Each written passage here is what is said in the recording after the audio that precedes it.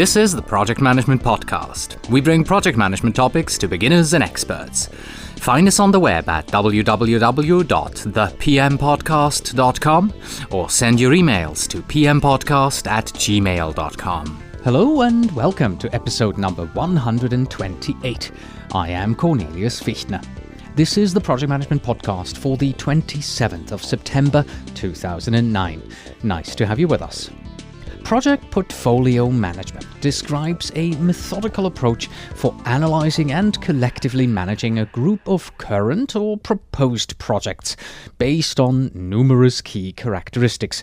The fundamental objective here of the PPM process is to determine the optimal mix and optimal sequencing of proposed projects to then best achieve your organization's overall goals. And oftentimes companies have implemented quite a rigorous process for selection, management, and administration of the overall project portfolio. Agile software development, on the other hand, refers to a group of software development methodologies based on iterative development, where requirements and solutions evolve through collaboration between self-organizing and cross-functional teams. But contrary to popular belief, Agile methods still promote a disciplined project management process that encourages frequent inspection and adaptation, a leadership philosophy that encourages teamwork, self-organization, and accountability, a set of engineering best practices that allow for rapid delivery of high-quality software, and a business approach that aligns development with customer needs and company goals. It is the seeming incompatibility between these two approaches, the need for rigorous management of your portfolio versus the adaptive approach of agile software development, that is at the core of our discussion here with Rick Moreau, who is the Field Enablement Director of Compuware. We learned from Rick how these two approaches can indeed be brought together into a blended approach, how Compuware is using their own internal product development, almost like a case study, to prove that it's possible, and how the need for portfolio management rigor can still be achieved under such a mixed approach. But before we get into the main interview, I wanted to remind you of that one small request that I had for you in the last episode. I asked for your support of the Project Management Podcast by recommending the show to one of your colleagues. So thank you very much if you have recommended us to one of your colleagues, and if you haven't, well, here are some ideas, a bit tongue-in-cheek, a few of them, on how you could do this. Well, you probably have all your team members' phone numbers in your cell phone, so why not send an SMS text message to one of your colleagues right now, except of course when you're driving. You could print a t-shirt that says, "I listen to the Project Management Podcast," and wear it to the office next Friday. If you have a blog, why not write a few words about today's interview on your blog? That would help. Or you could walk into the office listening to the Project Management Podcast on your iPod very loudly, and then when someone talks to you, you say, "Sorry, can't hear you. I'm listening to a really good podcast here." Or you could put a short PS about the Project Management Podcast into your email signature for 1 week. And that way you could tell a lot more people with one small gesture. Or finally, how about this? You could just, tell somebody about it. But no matter how you decide to let others know, thank you for spreading the word about the program, and thank you for your support. And now, on with the interview. Rick Moreau is the Field Enablement Director for ChangePoint at Compuware. Rick was with ChangePoint since the early years and has been directly involved in the shaping and the vision of the product since the very beginning. Rick was previously responsible for the ChangePoint Client Services Group prior to taking on a new challenge of growing and enhancing the pre-sales organization. As the Field Enablement Director, he is responsible for the support and education of field-based ChangePoint resources. He has personally taken on the role of project manager and project consultant on several large ChangePoint implementations and often works with existing customers to enhance their use and value that they receive from the ChangePoint solution. Rick has a Bachelor's of Engineering and Management degree from McMaster University and an MBA from York University. Enjoy the interview. The Project Management Podcast's Feature Interview. Today with Rick Moreau, Field Enablement Director for ChangePoint at Compuware.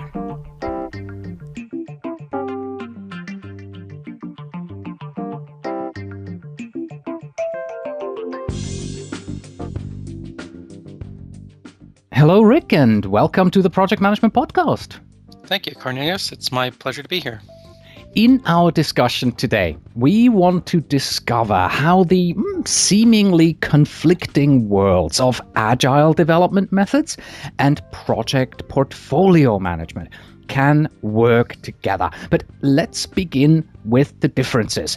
Can you maybe start out and take a few moments and give us the most obvious differences between these two here, agile development and project portfolio management, which might lead people to think that they cannot be brought together? Okay, so let's start with project portfolio management. Really, the business problem that project portfolio management is attempting to solve is to help organizations manage all of the incoming requests to do something, to add a project to the portfolio of work, and then to execute on those projects. So it's very much a top-down type of management. Governance, if you will, is another term used for PPM, on assessing and deciding what to work on and then executing those through a project methodology. Agile, on the other hand, is really all about enabling development teams to make their own decisions and to work in small bite-sized chunks on a project and putting in the pieces into each chunk that they feel are most important or the product owner feels are most important to do in that what I'll just call a sprint, to use one of the agile terms. So the two differences are really the small manageable pieces of work under the control of the team that an agile approach utilizes versus a more top-down governance approach that a PPM solution puts in place. Why are agile development methods at the moment in everybody's mouth? Why are they gaining so much in popularity? I think part of the main reasons are because they deliver a constant stream of deliverables. They deliver tangible results at the end of each sprint or each iteration. So every 30 days or every 20 days, whatever the lengths of the iterations are going to be in a particular company, there is a tangible deliverable that the customer on the receiving end can see and touch and feel and even potentially deploy if they wish to. So you no longer have these multi-year projects following a waterfall methodology where all the requirements are defined up front. They don't see much until it reaches the test phase and everything is managed through change requests. So Agile brings more of a delivering in pieces and tangibility to the result quicker. I think that's one main reason. I think another reason, and I'm not a developer, but I think another reason is that it enables the development organization to manage the work to their own, within their own team. So they can collaborate as a team and they can move tasks between different resources and add and remove things within the Agile framework. So it enables them and it empowers them, and it just gives them a better working environment within those development organizations. I think those are two of the key reasons why Agile has become gained so much popularity over the last couple of years. Okay, you mentioned project governance, more of a top-down approach. So allow me to take a look here at the larger picture. Let's take a large project where the agile development effort is maybe only a part of that very, very large project. And the very large project then is managed through a traditional waterfall type methodology where, we need rigorous project management methodology and approaches right there. Can we mix the two in that way? And how do we deal with such a blended approach? I think we can definitely mix the two. And I think most organizations that are following Agile actually do mix the two to some extent. First of all, most projects, especially in product-driven companies, if you're a software vendor like Compuware is, we may develop using an agile methodology, but we release our products in what I will just call a major release cycle. So we may have an agile approach that's going to go on for 1 year with a number of sprints or iterations, but they're working under the larger launch plan of the full release. So we will have many activities associated with that product, building that product, such as the marketing activities, the analyst sessions, things that just don't lend themselves to going into an agile approach. They're not part of the development of that project. So the development phase can very easily be part of the larger project, broken down into pieces of a traditional work breakdown structure, such as a summary task, and then allow those summary tasks to act as your sprints, if you will, where the agile teams, the sprint teams, work the details from that level down. So I truly believe that both approaches can work together, and they do work together, whether people think of them that way or not. Let me throw this one in here, because if I understood you correctly, that means that your internal development at Compuware, maybe even for your ChangePoint product, you are using, in fact, agile development methodologies. And on top of that, you have a traditionally managed waterfall style project. Is that what I understood? Yep, exactly right. Oh, okay. We have large what I will call product plans for a release, that in our next major release of ChangePoint, these are all the things we want to add. And our development team will break those down further into, we will subdivide those into what I'll just call functional areas, and they will then build them over sprints. So we will, at a point in time, we will have parts of that built, and parts of it may even be usable at the end of a sprint. But our goal, the ultimate deliverable, is the major release that will be several sprints later. And then there are many things going on around that product development that are not part of the core product development being done in an agile methodology. Doesn't this mixed approach then lead to a lot more administrative overhead? I mean, you have to manage agile on the one side and your traditional waterfall style on the other hand. Don't you just have more admin to do? I don't believe so, and I think maybe we're arguing semantics that traditional project managers, especially on large projects, there is a significant amount of administrative overhead. Yes. Involved in creating, tracking, chasing, and assessing the change requests that come within a project starting the day after you finalize the plan. So with Agile, we're really, I like to think of Agile as moving the burden of change requests. We're going to minimize the number of change requests in the project because we're not going to define so many things in concrete up front. We're going to lay the full scope of what we're trying to get done. We're going to put it into buckets, and we're going to let the Agile teams take that on. And as long as we're on track for the full scope, we're not going to do change requests just because one item is going to be a month late and fall into the next sprint. So I don't think it adds a lot of administrative overhead. I suppose the proof will come as we get more experience under our belt. Both internally within Compuware and then also in the market that we serve with our solution. Yeah. What were the main reasons that you began mixing the two approaches in the first place? This really started from, we have a ChangePoint user group that basically collaborates amongst themselves. Mm-hmm. Compuware doesn't run it. It is our user group. But we do keep an eye on what they're talking about and what struggles they're having. And about a year, maybe a little over a year ago, there was a discussion thread going on, and a lot of our longer-term customers were asking each other, what are you guys doing about Agile? How are you doing Agile, and how are you handling it within ChangePoint? There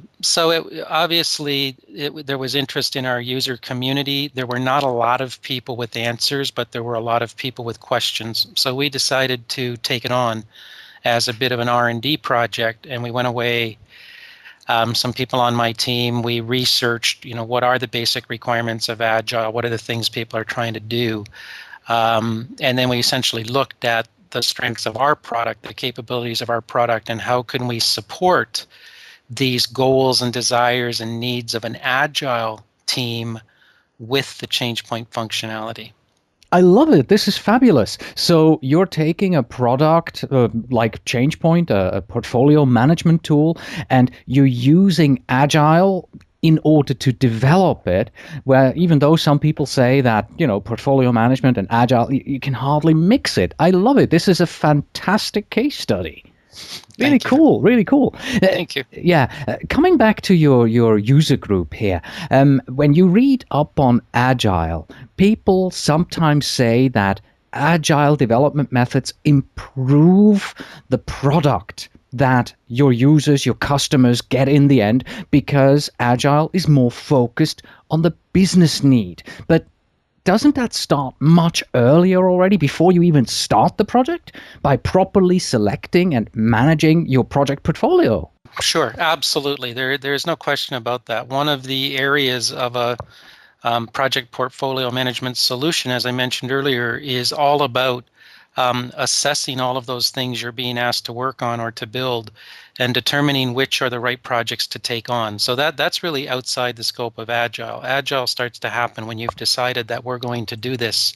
Now let's go and execute that project. So the portion, you could execute a perfectly great Agile project that ends up with a deliverable that no one wants. So you may still be building the wrong things, but you're building them very efficiently by following Agile. That's another benefit of the blend of the two, is that the PPM solution and the portfolio discipline still lead you to deciding what the right things are to actually deploy these development resources on, and then let them go at it with their Agile approach. What would you then say to a project manager who says that he or she, I cannot deal with this do as you please attitude that these Agile development teams have? I need structure, I need formality, I need a real methodology here in order to manage this. What do you say to someone who comes up with this? I think that particular project manager might be a little bit too entrenched in the dogma and not necessarily the reality of managing the project. The approach with Agile is that you actually, as a project manager, may even have more visibility into how your project is doing and what you're going to get. At the start of an Agile project, you're going to have a defined set of items, what in Agile terms is called the backlog. And one of the first steps you take is working with the product owner, and the product owner in a project management world is really the project sponsor, the person who's ultimately paying for the project and receiving the deliverables. And it's that person that sets the priorities for the project, whether it's Agile or anything else. And really the approach of Agile is to take those priorities and figure out the order to build them in and what sprints or iterations they will put everything in. Now, so the project manager doesn't lose the control of the overall scope of the project. They would and they should still work with that product owner to determine whether something is now a higher priority or something has become a lower priority, so we should move it in or out of the scope of the overall project. That's still critically important. The visibility part, another area of the Agile approach is that there are daily review meetings of how much did we get done and what have we got left to do. So one of the challenges of any project manager is getting the status of where we're actually at on the project. So when you think about it, if you're managing a project and you only ever get your status because you have a meeting once a week where people may or may not show up and you find out how much they've got done, if that project's being done by Agile, you're literally getting an update every day of how that particular iteration is doing. So you are proactively informed of whether or not that particular scope will be done on time or not. What I'd like to do now is, because I have you on the line here, they always say, proof is in the pudding, right? Let's come back to your personal in-house case study almost with Compuware's ChangePoint here. Let's see how your ChangePoint tool manages this blend here of mixing, the big portfolio management and also the support of development activities. Can you talk a little bit about these two areas and how ChangePoint manages portfolios and how it supports agile development? Okay, sure. Let me just start by saying we are still fairly new to Agile within our development organization. We've been doing it now for somewhere between 6 months and a year. So we are by no means all the way there and 100% proficient at our Agile approaches. But if I take a step back even to before that, within the ChangePoint development group, for years we have managed ChangePoint by using ChangePoint. So we will collect from our customers and our sales reps and our people in the field product suggestions through what we call a feature request. And we will gather those in ChangePoint and use our workflow capability to route them through and put them into potential releases of the product. So we will build the portfolio of what the next release of ChangePoint might look like. Within Compuware as a whole, we are starting to move towards capturing these types of product requests across all the portfolio of products so that we can get to a point where we can look at the total investment of technology within the company and make those determinations of all of these things that we're being asked to do, which have the greatest potential benefit to the company, and then allocate resources accordingly. Now, just coming back to ChangePoint, the ChangePoint technology group, what we will do is build different scenarios of what we may include in the next product. So using the portfolio discipline, we will take those requested items and we will build many different combinations or scenarios of what could be in the next product. And we will estimate those out and look at the resource requirements and essentially come to the conclusion or an agreement on which scenario we will move forward. Mm-hmm. So let me ask you here quickly. And you do this within ChangePoint? Yes, right? absolutely. So you use ChangePoint to improve ChangePoint? Yep. Mm-hmm. Interesting. Fascinating. Yes. Oh, sorry. Please go on. Oh, no problem. So then when we decide what our initial scope is going to be or the scenario of these requests that are going to form the basis of the next release, then our development group will take that. We've now said this is going to be the project. Now you go and do your part to build it. And they will then take components or collections of these requirements and start to put them into sprints. So they will determine which pieces lend themselves to being built in an agile approach, and they will just start following agile. They will bring all those items in. Which are the first ones we should do? What are the most important ones? That'll be sprint one. What it's allowed us to do is to get much, much earlier visibility into what the end result may look like. So we can, after the first sprint or the second sprint, actually see working product, what the user interface is looking like. We can have review sessions. We can start to, if we're finding that we're not going to be able to get as much done, we can prioritize items or deprioritize items that we can leave out. Hopefully it's the opposite, that if we find we're making good progress, we can bring in more items than we originally planned. So our benefit are some of those benefits, Agile in general, that I mentioned earlier about earlier visibility, being able to kind of touch something tangible much earlier in the process. And in our particular case, it's going to allow us to deliver some things to our customers much earlier than we would normally have in the past, because we can now deliver some things after some iterations and not wait until they're bundled into the full product release. How has this changed your whole development mentality within Compuware? Have you seen a change in the ChangePoint development teams?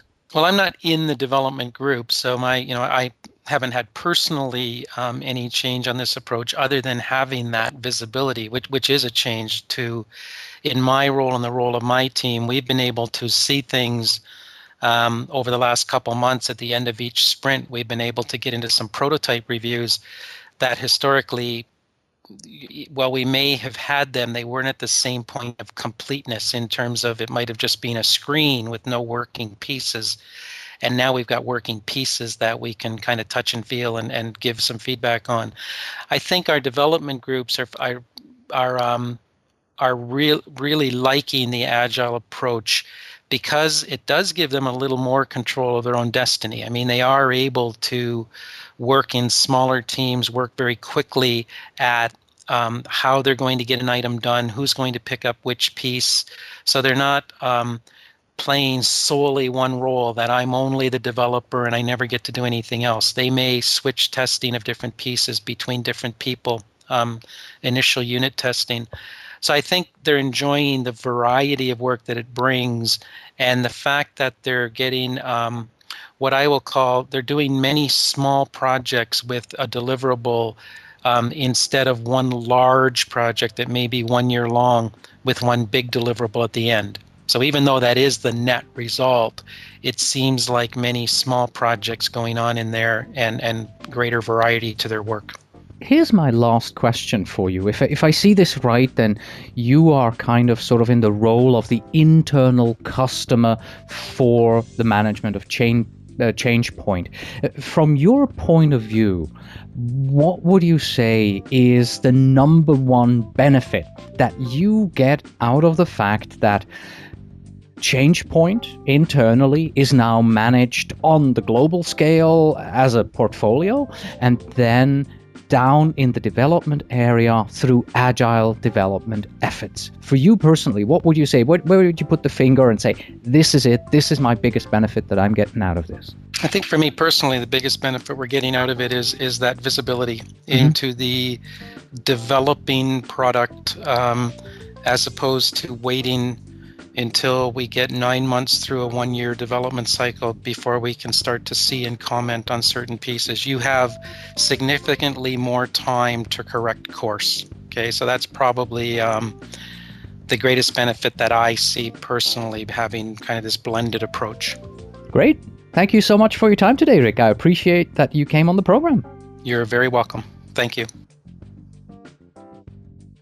And that was our discussion with Rick Moreau. That's it for today. Thank you very much for listening. And at this point, let me remind you of that one small request that I had for you earlier. Please go ahead and tell just one person today about the Project Management Podcast.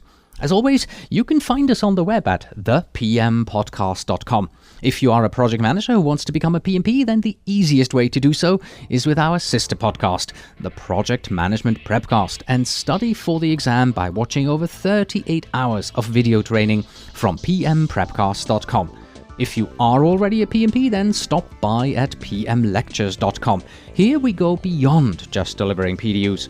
We give you exclusive training from the brightest minds in project management today. And please send your emails to pmpodcast@gmail.com, and when you write, tell me where in the world you are writing from. And finally, we have this. If your project doesn't work, then look for that one part which you always thought that it was unimportant. Until next time.